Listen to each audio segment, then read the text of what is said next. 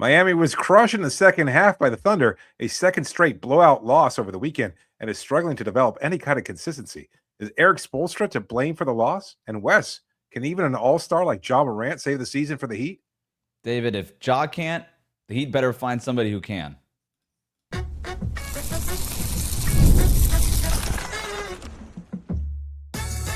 You are Locked On Heat, your daily Miami Heat podcast, part of the Locked On Podcast Network, your team every day. All right, welcome to Locked On Heat, your daily podcast on the Miami Heat, part of the Locked On Podcast Network, now the #1 sports podcast network. Whether you're tuning in on YouTube or on your favorite podcast app, thanks for making Locked On Heat your first listen every day. Join the Cookie Gang. That means becoming an everydayer, subscribing, tuning in every day, Monday through Friday, and signing up for the Everydayer Club with the link in the show notes. I'm Wes Goldberg, host of Locked On NBA Daily and Real GM Radio. I'm here with David Ramil. Both of us are credentialed Heat media members who cover this team every day. We'll get to how Spo should handle the rotation here in a second. Plus, we have the latest on Ja Morant, who could be up for grabs out of Memphis. But David, we're recording this on Sunday night after the Heat get blown out by the Thunder. The Heat actually led this game at halftime, but the Thunder blew the doors open in the third quarter, as they tend to do. After that, it was curtains. The Heat got crushed on the boards. They were outscored on second chance points 26-1 in this game. They also turned the ball over 23 times, which is just death against this Thunder defense and this Thunder team. I do want to zoom out and focus on the road trip in general, and I want to spend most of our time doing that. But before we get to that, any observations from this game that you want to get to? Just the turnover losses there. I think those were a glaring statistic where it just felt like every turnover, and Oklahoma City, obviously a very good team that forces turnovers. That's part of their defensive identity by a wide margin. And yet it felt like Miami just didn't seem to have any kind of rhythm and really played into what Oklahoma City was doing and didn't really attempt to establish their kind of offensive rhythm in the second half. And again, credit to Oklahoma City for part of it, but I think the Miami Heat just kind of fell apart. And it was just so demoralizing watching this team, especially in that second half, because it would be a missed shot by Miami and a made three by any random player or Shai Gilgeous-Alexander. And then it was, another missed Heat shot, and then another made basket by the Thunder, and on and on. And that loss, and that just the deficit kept building and building and building. And Miami, I mean, they had control of the game early in the third quarter, and then just, as you said, typically fell apart there, and Oklahoma City capitalized on that in every opportunity. So it was just a really ugly loss, and I don't know that anybody played particularly well. I guess you could give some credit to Andrew Wiggins to keeping up, at least helping Miami keep pace to a certain degree. But for the most part, played okay off the bench, right? He made some timely buckets. But yeah, I mean, nobody really deserves any sort of credit for this one. They got blown out, man. Like I know they'd led at halftime and all this stuff. It was fake, dude. Like ugly. They made a bunch of threes in the first half. I guess good. You missed a bunch of threes in Indiana on Saturday, so it's like I guess you were going to make some threes at some point that you didn't really have any business making. But yeah, and they got outscored 39-26 in the third quarter. But again, that's what the Thunder do. They're the best third quarter team in the NBA for a reason. They put the clamps on you.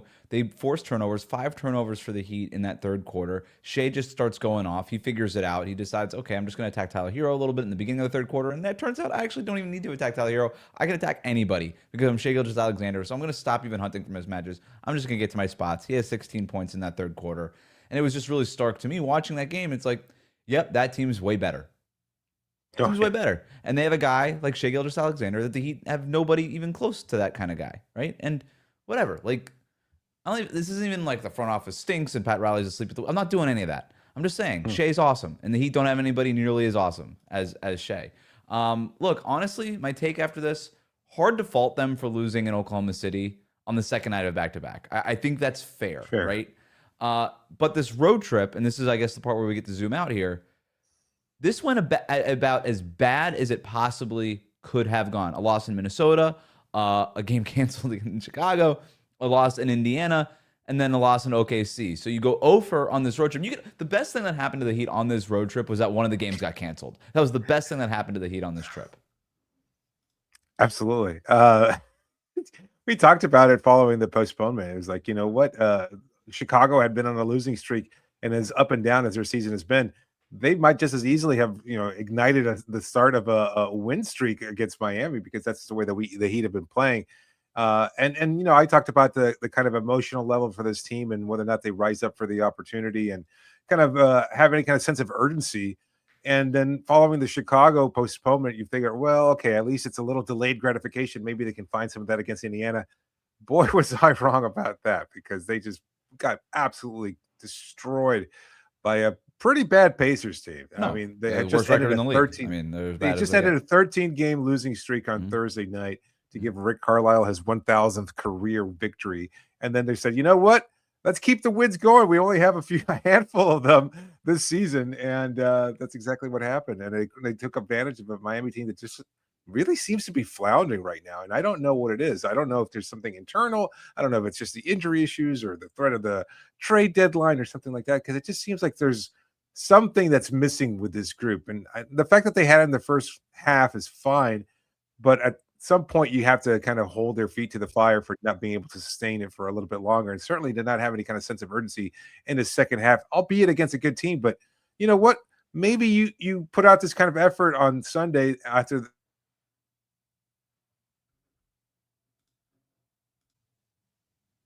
a loss to the Pacers, but that clearly wasn't the case. No sense of urgency, and I think that's really something that just stands out to me. Is if it's one thing to get beat by a very good team like the Thunder, and yeah, you fell apart in the second half, and it's a little bit more understandable, tolerable if that's coming in after a win against a really bad Indiana team, and yet that wasn't the case. And so now you're kind of left here after losing 3 of 4 games. The only reason that you didn't lose the 4th straight game was because it was postponed, as we said. And now you're heading back to Miami with more questions than answers. Like, this was an opportunity for you to at least go 2-2 on this road trip, and wasn't something that Miami could achieve. And they're just struggling in almost every aspect, whether it's defensively, offensively, just their overall attitude about the game. It just seems there were moments there throughout the game where, again, the Thunder are a very good team, and I can't take any credit from them. But Miami just didn't seem like they were engaged. Watching rebounds kind of sail over their heads and go, "Oh, okay, The that's a missed rebounding was opportunity terrible. there." The It rebounding really was. it was so, I mean, they were bleeding rebounds. Every time Bam left the court, they were bleeding rebounds. I thought when Bam was out there, they did an okay job. But I mean, for Kel'el Ware to have 0 rebounds in this entire game, right? Again, I'm not trying to single out any one player because nobody was that great. He has 1 rebound in the 4th quarter. It doesn't matter. Okay. He had 0 rebounds for the meat of this game. That's unacceptable. I don't want to hear anything about Kel'el needs to play more after that. Like, I'm sorry. I don't want to hear it. 0 rebounds, man, and across the board, you were right. Just watch. There was also like Bam in the 3rd quarter, just sort of watching a loose ball, just kind of roll around on the court, and I made a note of it. I'm like, he must still be hurt, because Bam always 10 times out of 10 at least dives for. He doesn't care what the score is. So for him not to do that at this point, he must still be injured. Not making excuses. I'm just making observations. But when you said they have more questions than answers coming out of this road trip, David, that is exactly what I have written down in my notes. This team has way more questions than answers after this road trip, and that's a problem because coincidentally, they're also as healthy as they've been. I know Norm Powell didn't play in this game, but he's not expected. It's not supposed to be a long-term thing here. They're as healthy as a rotation as they've had basically all year, and all I'm doing is wondering, like, is this team any good? Like, I don't know. Right. I can't figure it out. And again, the urgency thing, it's like a chicken or the egg thing for me because look, like you can't, you missed what, 26 out of 33 pointers against Indiana. You missed your first 11 threes against the Pacers. Like, look, they didn't play well. They got outplayed in that game. I still don't know the team that looks like they're playing urgently when they're missing every 3-pointer. You know, like it's hard to kind of judge it that way, but something's got to change, whether it's a level of urgency, whether it's the rotation, whether it's the roster, maybe it's a little bit of everything, right? Maybe it's Erik Spoelstra's coaching. Maybe it's the way that he's approaching this thing. I think there's a lot of things that we can kind of dive into, but specifically, I do want to dive into the rotation because, like I said, this is the healthiest that the Heat have been all season long. A ton of rotation questions to get to, even after this one. Well, we're going to talk about that next here on Locked On Heat. Stay tuned. Today's episode is brought to you by FanDuel. Fridays already feel different during basketball season, And FanDuel is making them even better because every Friday night before the games tip off, FanDuel gives fans a new way to kick off the weekend with NBA Happy Hour. NBA Happy Hour is your official pregame, a limited time window where special offers drop right inside the FanDuel app before the action starts. Fridays from 6 to 7:30 Eastern have become appointment viewing with NBA Happy Hour. Opening the FanDuel app during Happy Hour always brings something new. Boosts, bonuses, maybe a few surprises. It's easy to check the weekly special before tip-off and make a move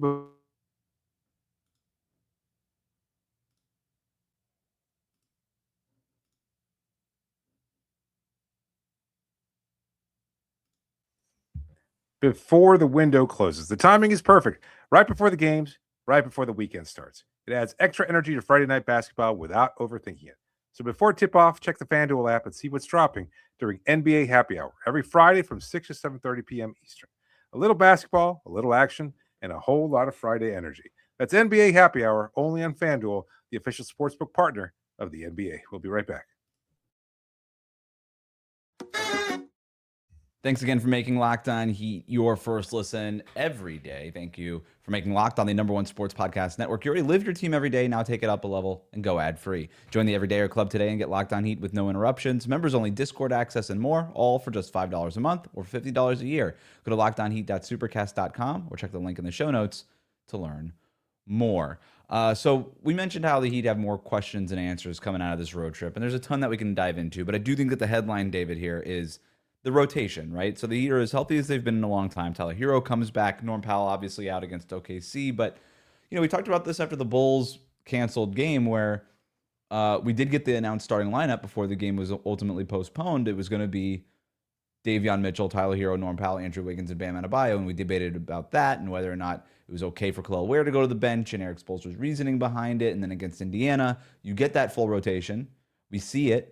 It does not play very well, and we see the result against the team with the worst record in the league in the Pacers, and they get blown out in that game, and then they lose this game. No Norm Powell, but Pelle Larsson steps into that job, and he played about as good as anybody else did in this game. Pelle did for Miami, but it's fair to wonder, like, what is the right call with the rotation at this point? Because as we pointed out after that Chicago Bulls postponed game, as much as we like a lot of the parts of the Kel'el Ware, Bam Adebayo starting front court, there were some numbers when you popped open the hood that suggested that wasn't really working, right? They were getting outscored with both of those guys on the court in over 200 minutes so far this season. Bam's numbers when he shares the court with Ware are terrible, and it's a big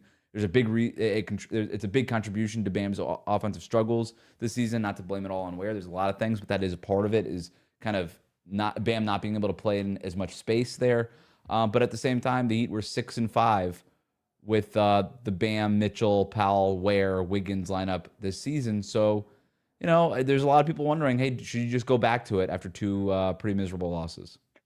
Yeah, I think it needs to be a little bit more flexible, and I'm a little surprised that Spo didn't go with the Ware starting lineup against the Thunder and against Chet Holmgren. Like, I thought the size was a factor in Oklahoma City's favor in that starting lineup. And look, they're a great team, very solid cast, obviously. And as poor as he was off the bench, we've seen him kind of thrive in the starting role. Like, I think there is something there, and I know it's easy to point to without knowing for certain.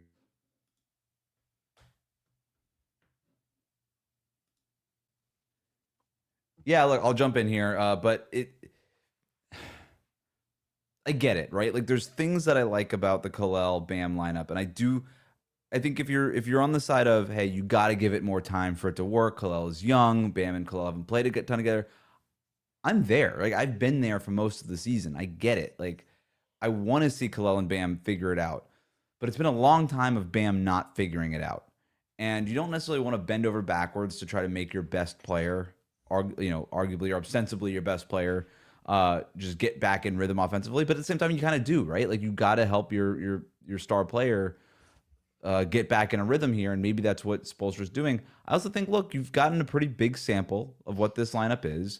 Tyler Herro's been out from like 30 games so far this season. You get him back with Norm Powell, hopefully healthy going forward here when they get back home. I also think that the regular season is a time for discovery and experimenting and figuring out what's really great.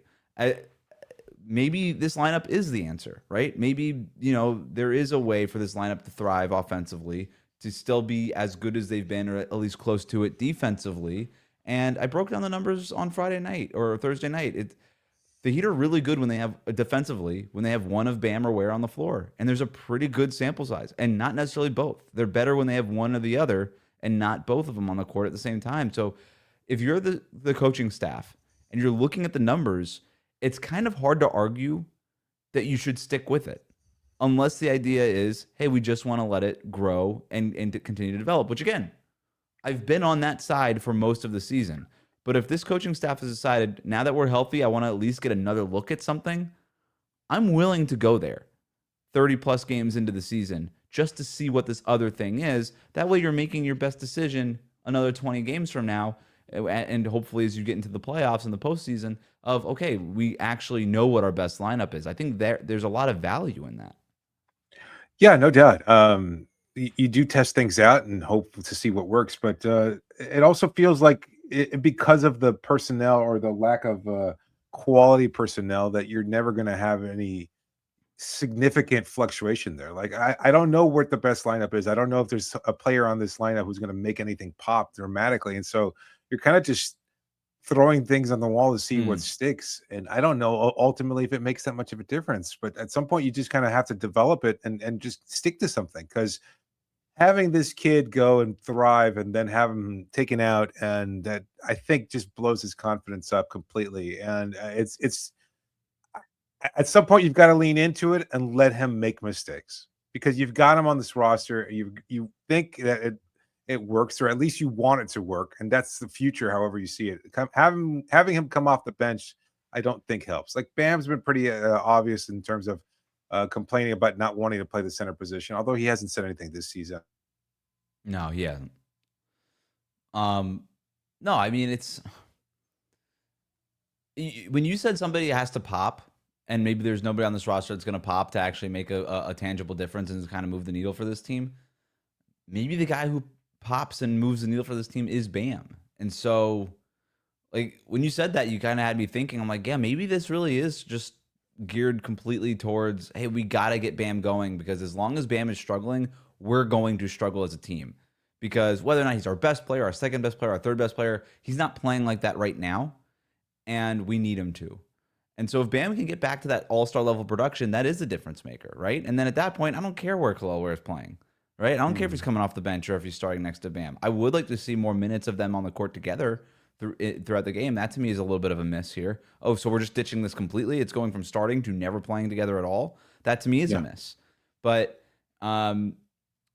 we're, like I said, we're in the discovery phase of things, and I think it's fair to just try to tinker things and tighten some screws and pull some levers and push some buttons and just figure out, okay, like, is anything going to make us a little bit more consistent than what we've been? Because they haven't been consistent, and I don't know that that's all on the rotation. I think some of it's rotation. I think some of it's injuries.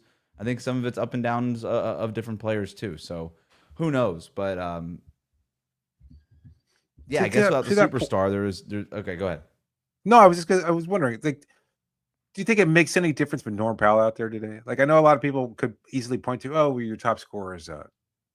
Does it make that much of a difference? Like, maybe he greases the wheels a little bit offensively, but I think you still wind up giving up some points defensively with Norm out there instead of Pella. And I don't know that he's that elite a scorer that he's going to necessarily change things so dramatically. And then again, there's still the chemistry issues that you have to work through between him and Tyler on the floor together. So I don't know. I'm just curious because, obviously we haven't pointed it out, Norm Powell out of the lineup. You would think that does make a difference, but I don't know that it makes that much of a difference in terms of being able to actually eke out a victory against a really good Thunder team. No, I don't think he makes enough of a difference. Powell is as good as he's been this year. He's not a guy that pops off for like 40 and wins the game by himself necessarily. He'll win a quarter by himself, but and this is more of a compliment, he's so consistent, but he's kind of consistently in that like 23 to 32 point zone where he's just, he's not popping off for 40, 50 points. Like, that's not really what Norm is going to do. He's kind of got a little bit of a ceiling in terms of like the big eruption, the big explosions. And the only reason I bring that up is because it feels like it would have been that kind of game that it would have taken from anybody, whether it Powell or somebody else. And obviously nobody else had it. It would have been that kind of game to lift this team over Oklahoma City.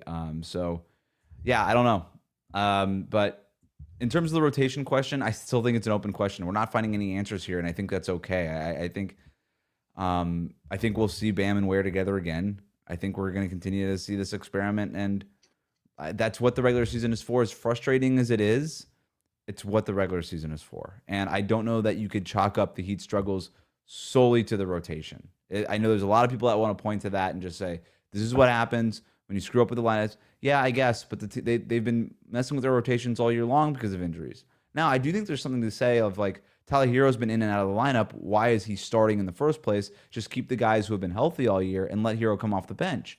I think there's a lot of validity in that claim, right? But the idea of Tyler Herro resting as long as he did is that he comes back fully healthy. So the idea going forward is that Tyler Herro is fully healthy. So I'm like, if he misses more time again, then maybe we have that conversation. But Powell was the one that was out tonight, and he hasn't missed a ton of games this season either. It's only been a handful. But a bunch more stuff to get to. You mentioned the lack of a superstar. Should they try to trade for one in Ja Morant? I talked a little bit about the Ja Morant in a bonus episode on Friday afternoon, David. This will be the first time you and I have this conversation. We'll do it after this.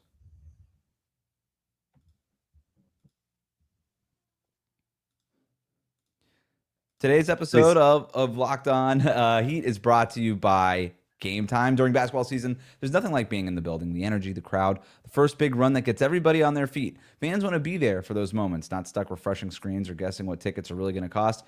That's where Game Time comes in. The Game Time app gives fans the advantage back, making it incredibly easy to score amazing tickets fast, simple, and without the guesswork. Browsing the Game Time app is straightforward and intuitive. Finding tickets takes just a few taps. Seeing the view from your seat before buying makes choosing tickets easy, and you do it with confidence. Prices include fees up front, so the total is clear from the start. Features like zone deals help unlock great seats at even better value, and whether it's an NBA game or another live event, everything is right there in one place. So take the guesswork out of buying tickets with Game Time. Download the Game Time app, create an account, use the code LOCKEDONNBA. That's LOCKEDON NBA for $20 off your first purchase. Download the Game Time app today and get in on the action. Welcome back to Locked On Heat. Thanks for making us your first listen every day. Let's go to the text line. You can get text from us and submit questions for the post-game shows with the link in the show notes or text 786-998-7029. This question comes from Joshua, who writes in, if the Heat make a move for Ja and it's cheap like the Trey Young trade, do you think it would be smart to make another win now trade for somebody like Trey Murphy? David, Trey Murphy's a name that every fan base is talking about. Chris Haynes pouring a little bit cold water on all those fan bases this weekend, saying that the Pelicans are actually been closed for business as we get closer to the trade deadline. Might be a little posturing coming out of New Orleans, but it does make Trey Murphy's a really good player. If they want to keep him, that makes that makes complete sense to me. He's a good player. He's relatively young. There's no need to sort of blow it up if you're New Orleans, as bad as they are. I think it would actually cost more to get Trey Murphy than it would to get Ja Morant at this point. Like I could see Trey Murphy going for the Desmond Bane package of 4 first-round picks at this point because he's young, he's under contract, and he fits basically everywhere. Yeah, that makes a lot of sense. I think you try to hang on to a player like that for as long as you can and see what you can get in return. In New Orleans, clearly in a rebuilding phase for many consecutive seasons now, and they're looking to build their treasure trove. They're looking to add some things. Now, the one ace in Miami's corner would be Joe Dumars. So you never know what you might be able to get out of a deal with Dumars. But I mean, I like the addition. I like the considering. I mean, the question about whether or not Miami would be in win now mode, though, I think that's the big part of that question, right? Is adding Ja Morant a sign that this front office is leaning into winning now as much as possible, and is surrounding him with whatever you don't give up in a trade to acquire him. Is that enough to win now, or do you need to make a? Yeah, it's a good question, right? And I think that's why if you make a Ja trade, you do it sooner rather than later, so that you at least get a little bit of, let's get a couple of weeks. Let's see what Ja Morant can do in Miami. And maybe get a little bit of better gauge, a better measure of where we stand with somebody like Ja Morant, hypothetically. And if things are looking pretty good, maybe at that point you do, at the trade deadline on February 5th, say, hey, this is looking pretty good. Maybe we make another little move here and keep tinkering with things. I think that's totally fair. Zay writes in, who would be some good pickups on the open market that can upgrade this team? I'm assuming he means like the trade market, not necessarily free agency, because there's not really any free agents out there. But, Right. yeah, depends on... it feels like there's a lot of names out there right now, David. I can't imagine all of these guys are going to get moved, but people like I'm going to put the New Orleans people on the side, Ja Morant, Giannis over there. Like it sounds like the Giannis stuff isn't going to be a thing until at least the offseason, which is a lot of interesting sort of permutations when it comes to the Ja Morant stuff. But yeah, I don't like the Sacramento Kings are open for business. Is there anybody on that roster that you look at and you say, yeah, that is like, is there a DeMar DeRozan, Malik Monk? Like we've talked about these guys. I don't know how much of these guys are real needle movers. They're not. They're not. It just feels like making changes for change's sake, and that's not exactly what Miami has ever done. So you're not reshuffling the deck chairs in the hopes that that's going to get us 10 easy wins. Or that wasn't possible before. So I don't know that there's a lateral move to be made, and I think even if you're trying to get those kinds of I wouldn't say middling talents because they're all great NBA players. At the same time, they're not going to change what this team is capable of. And I think this team isn't necessarily mediocre. I don't think the roster is mediocre. I just think they're fine. And they just lack a superstar. You're looking for a guy that's a 5 of 5, as opposed to a lot of 3s, maybe 3.5s in some cases, like Tyler and Bam.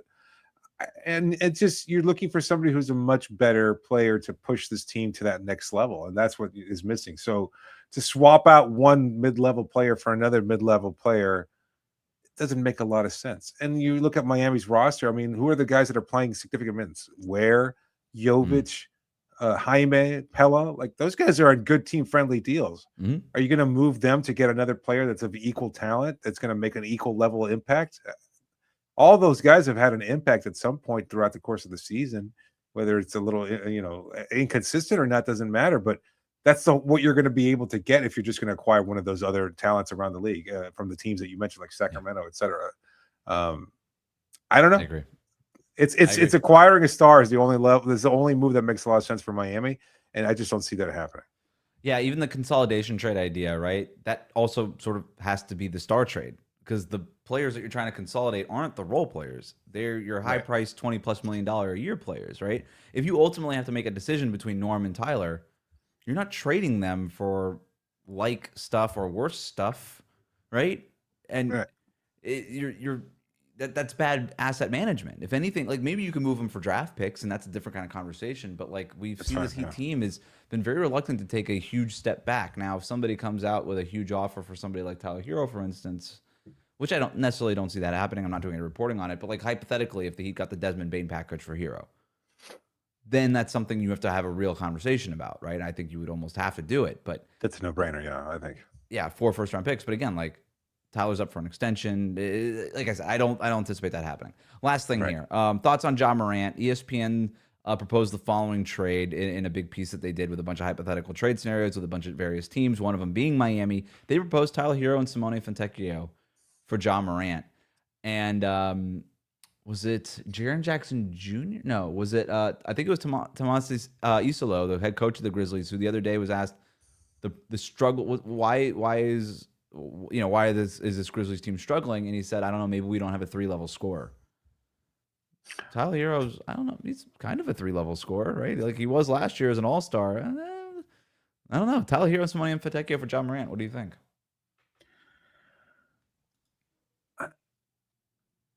I don't know. I kind of struggle with it. At the same time, I kind of feel like you have to make the move. I might be guilty of what I just accused what the front office would be had they, reshuffle the deck chairs. It feels like this is a move to change just for the sake of change. But I don't know how much better this team can be with this version of Tyler. And I don't know how much better he can be. I think, and maybe some of our listeners might disagree, but I think that Tyler is a really good player, and I think he has been great for Miami. And I know he's had his struggles here and there, but overall, I think his career has been a good one with the Heat. And so I don't want to see him traded just for the sake of making that move, but I don't know what the ceiling for this team is. I don't know that trying to trade Tyler is necessarily the best thing possible, but now that you have Norm on this roster and you're kind of leaning into another direction, now Norm becomes the secondary option because you have Ja Morant first. and he winds up being the leader of this team. Norm winds up being complimentary in the same way that maybe Desmond Bane was with this group last year. Certainly a fine addition. I think he might even be a better scorer this season with Miami than what Bane has been during his career with the Grizzlies. For sure. And that being the case, you still have a relatively solid cast of characters around. You still have Kel'el, you still have Bam, you still have everybody else on this team. If that's all it takes, I kind of think you have to make that move. Again, I think they're doing the research from what we've heard, maybe some reporting there about the team kind of looking into whether or not they think that Morant could be they're talking rehabilitated, right, or something to that degree. Like, will he lean into what Miami's identity is, and will he embrace it? And if that's the case, if they made a move like that, it's because they have that kind of confirmation. They don't make those kind of mistakes. They'll take head cases that might seem to be head cases for other teams, knowing that, you know what, when they come here, they won't be that huge a distraction. And I, for some people who have said that, you know what, we just got rid of Jimmy, they don't want to bring another similar headache. I think it's a little different. Jimmy, an older player, a guy who had earned his stripes to a certain degree, and Ja's value is probably the lowest it's ever been in the NBA. And he has to prove something. This is his opportunity to prove something. In a way, it would be like acquiring Jimmy in 2019, a guy who had just been played on 3 different teams over the past 3 seasons. And so for him to go from Chicago to Minnesota to Philadelphia, his reputation was in the tank. I remember people saying he's a locker room cancer. He's a terrible person, a useless player. In fact, the move was pilloried around the league because he was coming to Miami to retire like so many people have before. And it turned out that he was pretty good for the Heat for 5.5 seasons. And if you can get a younger superstar like Morant on a relatively inexpensive deal, and I think it would benefit Tyler as well, because he'd be able to blossom somewhere else without the pressure of having to be that guy. And I think Ja would come back here and take over the team the way that Miami needs somebody to take over this group. Yeah, I mean, look, I think it's fair to ask, is Ja Morant more valuable than Tyler Herro in the first place? Right? Like, it's very interesting that ESPN doesn't put any draft picks in this. I think that's pretty much an admission of, this is a lateral move for both teams. Fontecchio's only in here to make the salaries work, right? Like, it's kind of a lateral. And Ja Morant, when he's on the court and healthy, is no question a better player than Tyler Herro. The problem is that he played 50 games last year, 9 games the year before that, 61 the year before. The only time he's ever played 65-plus games in a season where he'd be eligible for postseason awards is his rookie year, and he only played 67. So this guy is, like, you think if Heat fans are frustrated with Tyler Herro's lack of availability, I raise you one Ja Morant. I mean, that is as frustrating as it gets. Not only because it's the injuries and they're constant with him. The nagging injuries are constant with him, but it's also some of the off-court stuff, right? Now, it's not as bad lately. I think some of that stuff has been overstated. He had the one big long suspension after the gun stuff. Then there's the one game suspension here, which is really more a solo than it was Morant.